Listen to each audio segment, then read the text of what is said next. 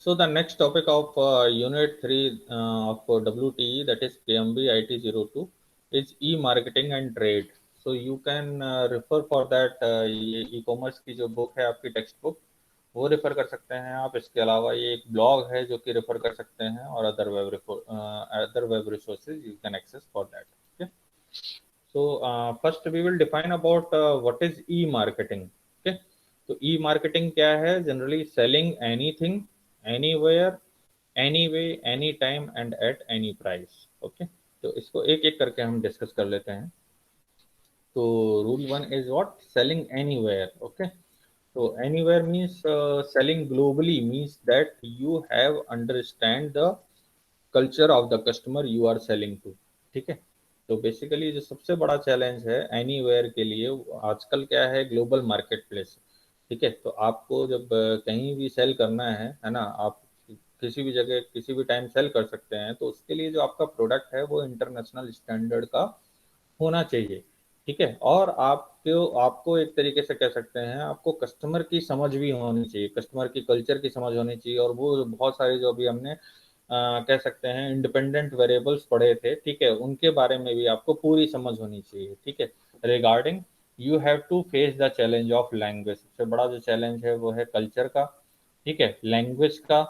ये है ना आपका, एक मिनट रुकिएगा, ये कल्चर ऑफ द कस्टमर और language of the customer, regulatory challenges है ना। किसी एक स्पेसिफिक कंट्री में जब आप ऑपरेट करते हैं तो वहाँ तमाम तरीके के चैलेंज होते हैं। ठीक है, जैसे ईज ऑफ डूइंग बिजनेस बोला जाता है ना, तो ईज ऑफ डूइंग बिजनेस में तमाम तरीके के रेगुलेटरी कंप्लायंस वगैरह होते हैं जो कि आपको फॉलो करने पड़ते हैं। कुछ नॉर्म्स होते हैं जो कि फॉलो करने पड़ते हैं, है ना। जैसे आजकल है कि अगर आप एक्सपोर्ट इम्पोर्ट कर रहे हैं तो आपने अगर आईएसओ नहीं लिया हुआ है तो आपको काफ़ी सारी दिक्कतें आ सकती हैं, या कुछ एक सर्टिफिकेशन आपको जो है लेना पड़ेगा। ठीक है, तो रेगुलेटरी चैलेंजेस आर देयर, है ना। कुछ जगहों पर जैसे जो एफएसएसएआई के स्टैंडर्ड, जैसे आप फूड सेक्टर में अगर आप काम कर रहे हैं तो एफएसएसएआई का आपको जो है ऑथराइजेशन होना चाहिए। इसके अलावा मैंने मिल्क के केस में देखा है तो वो जो हलाल करके एक तरीके से कह सकते हैं उसकी रेगुलेटरी भी फॉलो करते हैं, और जो है उसका भी सर्टिफिकेशन ले रखा है। ठीक है, तो वो एक तरीके से जो कम्युनिटी को या कल्चर को या एथनिसिटी को भी कंसीडर करते हुए आपको वो रूल्स एंड रेगुलेशंस फॉलो करने पड़ते हैं। ठीक है, तो regulatory challenges of import and export rules, taxation. ठीक है, अब टैक्स रेट भी वो कंट्री टू कंट्री वेरी करते हैं। ठीक है, सोशल एंड पॉलिटिकल इश्यूज। ठीक है, कहीं की सोसाइटी आपको सपोर्ट नहीं कर रही है या सपोर्ट कर रही है तो किस किस मतलब एक तरीके से कह सकते हैं किन किन फैक्टर्स के साथ आपको कंसीडर करेगी। ठीक है, पॉलिटिकल इश्यूज और ऑल्सो देयर। ठीक है, पॉलिटिकल इश्यूज में आप लोगों ने जो पेस्ट एनालिसिस है उसमें टाटा नैनो का एग्जांपल आपने देखा ही होगा। ठीक है, कि टाटा नैनो जब बंगाल में ऑपरेट करना चाह रही थी, ठीक है, तो वहाँ पर उसको जो है लैंड एक्वायर करने में प्रॉब्लम आई। उसके बाद जो है उसने सानंद में अपना प्लांट शिफ्ट कर लिया सिंगूर से। ठीक है, तो वेस्ट बंगाल के सिंगूर से उसे अपना प्लांट जो है वो यहाँ शिफ्ट करना पड़ा सानंद में, गुजरात में। ठीक है, तो just because of this political issues, fulfilment and the customer service problems. ठीक है, फुलफिलमेंट क्या होता है कि कस्टमर का जो भी क्वेरी है या जो भी मतलब एक तरीके से कह सकते हैं जो प्रोडक्ट रिक्वायरमेंट है उसको फुलफिलमेंट करना। ठीक है, और कस्टमर सर्विस प्रॉब्लम ऑल्सो मतलब उसको भी डिस्कस करना, जो भी सर्विस इश्यूज हैं उसको हैंडल करना। ठीक है, जैसे आप देखिए जो बाहर की कंट्रीज हैं, है ना, डेवलप्ड कंट्रीज हैं, तो वहाँ पर जो प्रोडक्ट की लाइफ साइकिल होती है तो उस लाइफ साइकिल के बाद आपको प्रोडक्ट को कंपनी को रिटर्न करना होता है। ठीक है, इंडिया में क्या है जो उसका डिस्पोजल मैकेनिज्म है वो बहुत ज़्यादा एक तरीके से कह सकते हैं रबिश टाइप का है। कि आपने जो है किसी भी कह सकते हैं ना कबाड़ी वाले को वो फ़ोन वगैरह होते हैं या टेलीविज़न आपके घर का पुराना उठा करके कबाड़ी वाले को दे दिया। ठीक है, सारा जो भी है वो सब आप जो है ऐसे ही डिस्पोज कर देते हैं। अब उससे क्या होता है जो पोल्यूटेंट निकलते हैं उसमें लेड वगैरह भी होते हैं कुछ कंपोनेंट। ठीक है, अब वो उसको जब अनसेफ मैकेनिज्म के थ्रू जब उसे डिसमेंटल करता है तो उसके बाद क्या होता है कि उसको जब वो डंप करता है इधर उधर तो उससे जो पोल्यूटेंट्स हैं वो हमारे एनवायरनमेंट को नुकसान पहुंचाते हैं। ठीक है, तो जो डेवलप्ड कंट्रीज हैं वहाँ पर ये कल्चर है कि जो भी प्रोडक्ट आपने बनाया है अल्टीमेटली डिस्पोज भी आप ही करेंगे। मीन्स उसकी पूरी पूरी प्रोडक्ट लाइफ साइकिल आप मैनेज करोगे। ठीक है। तो आप जब भी कोई भी प्रोडक्ट सेल किया जाता है तो आप कह सकते हैं, अब यहाँ पर भी हम लोग जो आधार कार्ड बनवा रहे हैं, ठीक है, तो वो इसीलिए बनवा रहे हैं कि आपने एड्रेस चेंज किया, फ़ोन चेंज किया है, कुछ भी आपने चेंज किया है, तो वो यूनिक आइडेंटिफिकेशन नंबर से आप जाने जाएंगे सब, तो आपको ट्रेस करना आसान रहेगा कंपनीज के लिए। ठीक है। तो ऐसा फॉरेन कंट्रीज में होता है, जो डेवलप्ड कंट्रीज है, कि वहाँ पर इजीली ट्रेस किया जा सकता है कि हाँ कौन सा पर्सन है, वो कहाँ रह रहा है, अभी यहाँ से एड्रेस चेंज कर चुका है, और जो उसकी प्रोडक्ट लाइफ साइकिल है वो कंप्लीट हो चुकी है, उसके बाद मैसेज आ जाएगा और वो आकर के आपके पास से, ठीक है, रिवर्स लॉजिस्टिक्स के थ्रू जो प्रोडक्ट है उसको वापस ले जाएंगे। ठीक है। और उसके बेसिस पर आपको वो जो होता है ना, अभी आजकल इंडिया में भी कंपनीज करने लगी हैं, ठीक है, कि जो लॉयल्टी बेनिफिट्स देती हैं। लॉयल्टी बेनिफिट्स में क्या है कि जैसे कार है, आपकी 15 साल की एज है, 15 साल आपने कंज्यूम की, उसके बाद आपने मारुति में जा करके उस समय पर और उनको दे दी कि आप इसे डंप करिए, ठीक है, या डिसमेंटल है वो करिए, और इसके बाद जो भी इसके कंपोनेंट है वो निकाल कर रीमैन्युफैक्चर करिए, रिफर्बिश प्रोडक्ट बनाइए, तो that depends totally on you. ठीक है। तो that is what the customer service problem. तो वो भी आप देखिए, तो ये आजकल कंपनी जो है वो कंसीडर करने लगी है बहुत सारी, जो आप ये ड्रॉप शिपर्स हैं वो रिफर्बिश प्रोडक्ट बेचते हैं। तो रिफर्बिश क्या है कि वो जो रीमैन्युफैक्चर किए गए जो रीमैन्युफैक्चर के लिए जो प्रोडक्ट्स आए थे उसमें से कंपोनेंट निकाल करके, जिनकी सेल्फ लाइफ ज़्यादा है, उसको मिला करके वो प्रोडक्ट बनाए। ठीक है। तो वो एक तरीके से कह सकते हैं वो नया प्रोडक्ट नहीं है, उस पुराने प्रोडक्ट में से, जिसकी जैसे होता है ना, कार 30,000 से ज़्यादा कंपोनेंट से मिल करके बनी होती है। कुछ प्रोडक्ट्स उसमें प्रोडक्ट्स ऐसे भी लगे होते हैं, रॉ मटेरियल ऐसे भी लगे होते हैं जिनकी सेल्फ लाइफ कम है, जैसे बैटरी है, ठीक है, 3-4 साल से ज़्यादा नहीं चलती है। ठीक है। टायर हैं वो एक सर्टेन टाइम तक ही चलेंगे। ठीक है। तो लेकिन बाकी के जो प्रोडक्ट हैं जिनकी सेल्फ लाइफ 25 साल 50 साल है, तो उन प्रोडक्ट्स का दोबारा से इस्तेमाल किया जा सके और उससे रिगार्डिंग जो है कोई प्रोडक्ट बनाया जाए। ठीक है। तो that comes under this category. तो selling anywhere comes under this category, means marketing, e marketing. तो ई मार्केटिंग में क्या है, selling anywhere. Okay. Next is what, selling anything. तो what is that, the message is find a need and fill it. ठीक है। Need को identify करना और इसको फुलफिल करना। ठीक है। तो once a need is found, the internet makes it easy to serve it. ठीक है। What is offered to consumer on the net is limited only by the company's imagination and the internet technology that you can create to deliver it. तो basically जो anything है, तो anything क्यों cell किया जा सकता है, क्योंकि अगर किसी की नीड है तो आप उसको क्या करते हैं, फाइंड आउट करते हैं और उसको फुलफिल करते हैं। जैसे आजकल आप देखते हैं स्पेस की बहुत ज़्यादा कमी हो गई है। ठीक है। जैसे मेट्रो सिटी में लोग रह रहे हैं, है ना, तो जो कह सकते हैं कि बिल्डिंग्स हैं, है ना, तो कह सकते हैं ना मल्टी स्टोरी बिल्डिंग्स में रहते हैं। और मल्टी स्टोरी बिल्डिंग्स में जो स्पेस की लिमिटेशन है वो क्या है, 2 BHK पता चला बना हुआ है, वो 900 स्क्वायर फुट में 2 BHK आपको मिल गया। ठीक है। गांव वगैरह में देखिए, वहाँ पर बड़े बड़े हाउसेज हुआ करते हैं लोगों के। ठीक है। तो वहाँ पर जो फर्नीचर वगैरह इस्तेमाल होते हैं वो भी उसी तरीके के इस्तेमाल होते हैं। ठीक है। लेकिन अब यहाँ पर जो मेट्रो सिटी में आप देखिए, या मुंबई वगैरह का जो आप देखिए, वहाँ पर पता चला कि 600 स्क्वायर फुट में पता चला कि 2 BHK वहाँ पर बन बन गया है, या 1 BHK में ही लोग रह रहे हैं। ठीक है। तो ऐसी जगहों पर जो फर्नीचर की ज़रूरत है वो किस तरीके की है, वो एक तरीके से कह सकते हैं वो फ्लेक्सिबल फर्नीचर होते हैं ना, कि पता चला दीवार में ही सेट कर दिया बेड। ठीक है। तो अब इस तरीके के फर्नीचर हैं, मान लीजिए आपको रिक्वायरमेंट है, आप मेट्रो सिटी में रहते हैं, ठीक है, तो आप कहीं से भी इंपोर्ट कर सकते हैं, मंगा सकते हैं उसको। ठीक है। आज के टाइम में तो सेलिंग एनीथिंग। ठीक है। तो फाइंड अ नीड, अगर नीड है तो you can buy it from anywhere, कहीं से भी आप परचेज कर सकते हैं। ठीक है। आप आजकल देखिए तो ई सोर्सिंग होती है। तो ई सोर्सिंग क्यों है, ऑनलाइन आपने जो है देखा कि आपको कोई रॉ मटेरियल है जो इंडिया में नहीं मिल रहा है, और उस रॉ मटेरियल को इस्तेमाल करके आपको फिनिश प्रोडक्ट बनाना है, तो वो भी आज के टाइम में पॉसिबल है, just because of this e marketing, है ना, सेलिंग एनीथिंग। ओके। तो find a need and fill it means once a need is found, the internet make it easy to serve it. What is offered to consumer on the net is limited only by the company's imagination and the internet technology that you can create to deliver it. जैसे IKEA company है, वो क्या करती है, ऐसे जो furnitures है वो आपको प्रोवाइड करती है, मैंने अब तो फ्लिपकार्ट और स्नैपडील में भी मिलने लगे हैं। ठीक है। उसके लिए आपको सिर्फ IKEA पर डिपेंड नहीं करना है, बल्कि बहुत सारी कंपनीज हैं जो कि उस तरीके के फर्नीचर आपको प्रोवाइड करती हैं, जिनको मतलब आप कह सकते हैं वो कम स्पेस में आ जाते हैं। ठीक है। जब आप उनको डिसमेंटल कर लेते हैं और जब आप उसको असेंबल करते हैं, तो आप देखिए तो वो मतलब एक तरीके से कह सकते हैं modular furnitures are there, okay. तो वो भी अब आजकल जो है ऑनलाइन सेलिंग उसकी भी पॉसिबल है, ठीक है।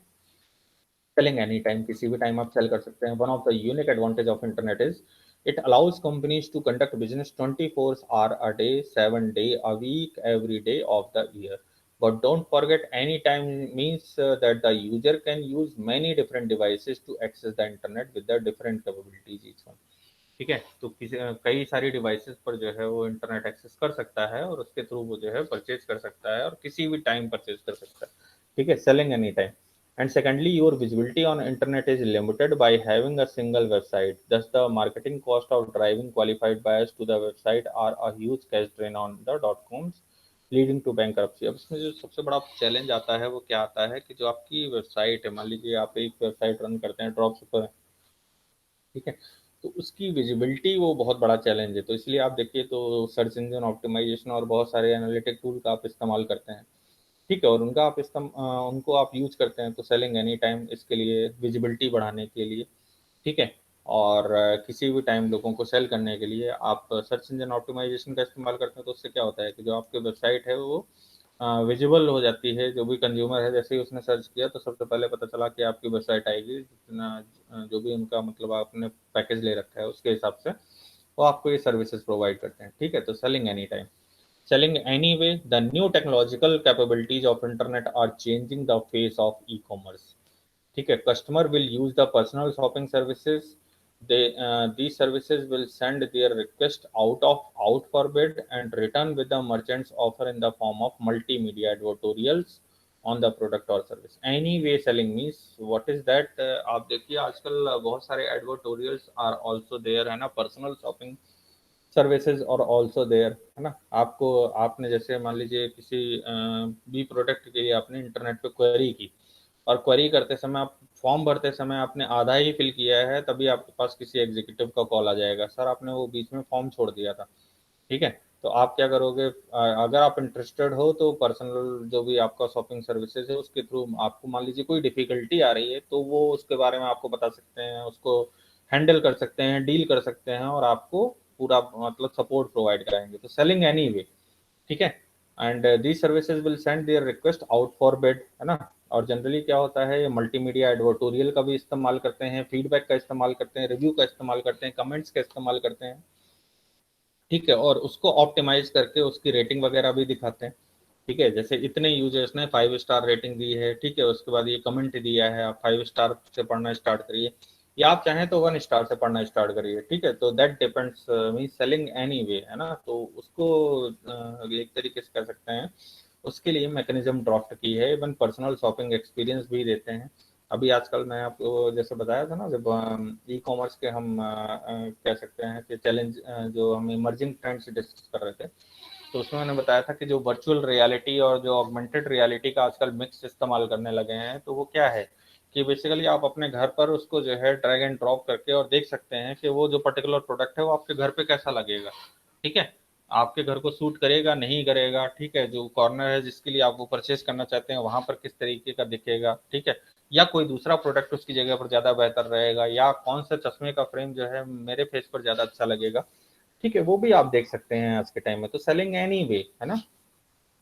Next is digital cash. अच्छा, e cash is also available, will eventually become the dominant way of paying for the product and the services on the internet, ठीक है। अब आजकल मैंने कहा ना कि परचेजिंग पावर जो है वो कंज्यूमर की बढ़ाई गई है, ठीक है।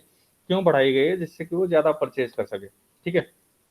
Although payment will come from the consumers credit card और द बैंक। अब आप देखिए जो क्रेडिट कार्ड की लिमिट है, ठीक है, आज से 5 साल पहले कुछ मतलब कह सकते हैं हजारों में जो लिमिट होती थी, अब आजकल लाखों में लिमिट क्रेडिट कार्ड कंपनी या बैंक जो है वो प्रोवाइड करने लगे। तो दैट इज व्हाट, एक तरीके से कह सकते हैं जो आपकी परचेजिंग पावर है वो बढ़ा दी गई। तो although the payment will come from the consumer's credit card or bank account, how payment is made on the net can take a variety of forms, as prepaid payment option हो सकता है, person to person service हो सकती है जैसे debit card, credit card, है ना, cash on delivery, even EMI में भी आप उसको कन्वर्ट कर सकते हैं, zero cost EMI, no cost EMI, ठीक है। तो वो सब ऑप्शन ही अवेलेबल है। सेलिंग एनी वे, किसी भी तरीके से सेल करना, ठीक है। Next is what selling at any price, और किसी भी प्राइस पर सेल करना, ये भी आजकल बहुत बड़ा चैलेंज, मतलब एक तरीके से ये भी बहुत बड़ा फैक्टर है जो कि वर्क करता है।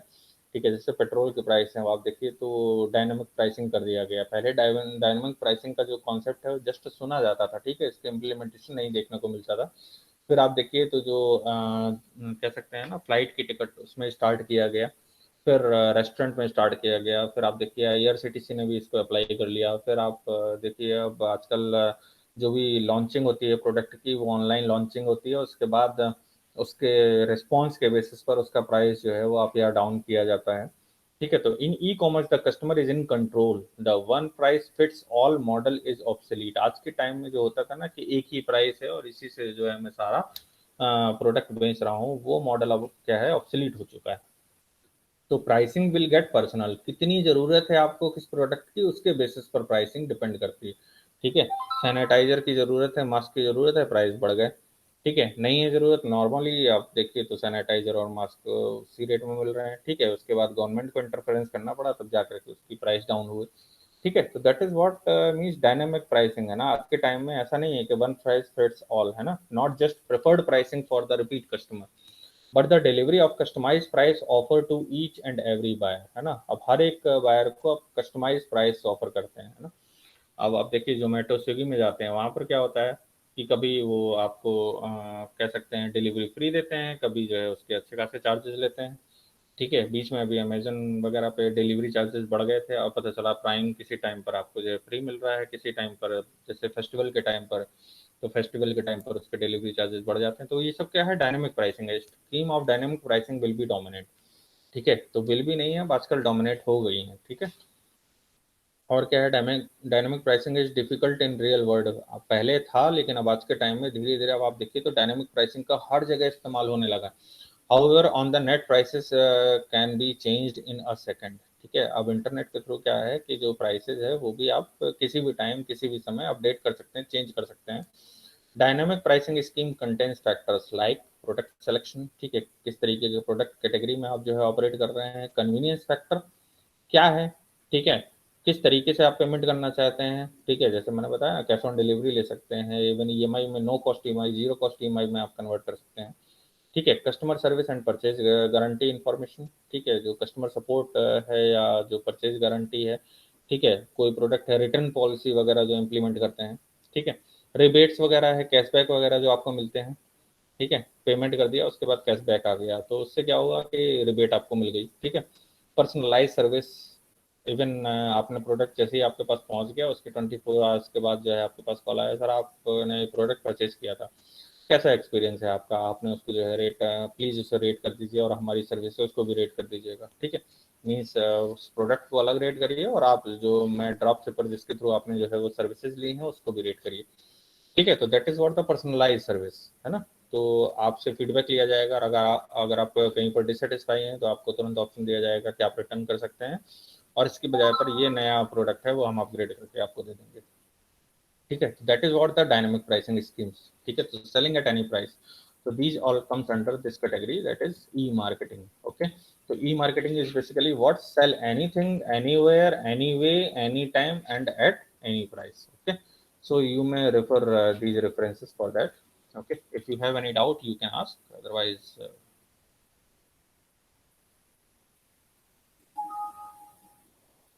do you have any doubt? No, sir, as such, not now. Okay, ठीक, thank you. सर मतलब अभी तो ये डिटेल्स में पढ़ना है अभी हमें।